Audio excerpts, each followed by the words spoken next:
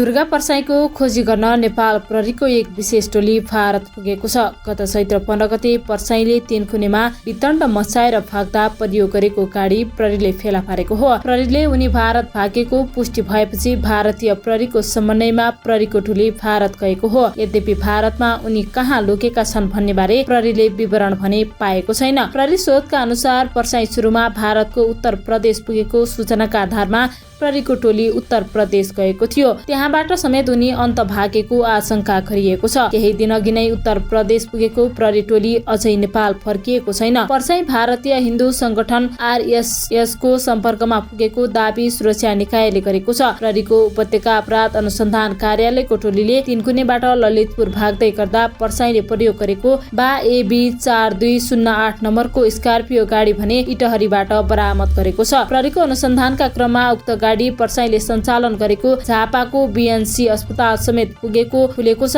प्रहरीले उक्त गाडीका चालक ईश्वर विक र गाडी धनी मुकुन्द दाहाललाई पक्राउ समेत गरेको छ, तर चालकलाई भने तारेकमा छाडेको छ। दाहाल भने दुर्गा पर्साईको सहयोगी भएको खुलेको छ। चैत्र 15 मा राजावादीले आयोजना गरेको तीनकुनेको प्रदर्शनका कमान्डर दुर्गा पर्साई थिए। उनकै कमान्डमा रहेको प्रदर्शन अराजक भनेपछि तीनकुनेको अवस्था तनावपूर्ण बनेको थियो। प्रहरीले अवस्था नियन्त्रणमा लिन 110 राउन्ड गोली चलाएको थियो। प्रहरीको गोली लागेर कीर्तिपुरका सबिन महर्जनको मृत्यु भएको थियो। त्यस्तै प्रदर्शनकारीले एक व्यक्तिको घरमा लगाएको आगोमा परि पत्रकार सुरेश रजकको ज्यान गएको थियो। प्रहरीको गोली लागेर 20 जना घाइते भएका थिए। घटना अराजक बनाउन निर्देशन दिने राष्ट्रिय प्रजातन्त्र पार्टी राप्रपाका उपाध्यक्ष रविन्द्र मिश्र र सांसद धवल शमशेर राणा पक्राउ परेका छन्। जिल्ला प्रहरी परिसर काठमाडौँका SP अपिलराज बोहराका अनुसार तीनकुने घटनामा आगजनी गर्ने, लुटपाट गर्ने 67 जनामाथि प्रहरीले मुद्दा चलाएर अनुसन्धान थालेको छ। प्रहरीले पक्राउ भने 161 जनालाई गरेको थियो, तर पक्राउ परेका सबै जनालाई मुद्दा नचलाउनु पर्ने देखिएपछि उनीहरूलाई छाडिएको हो।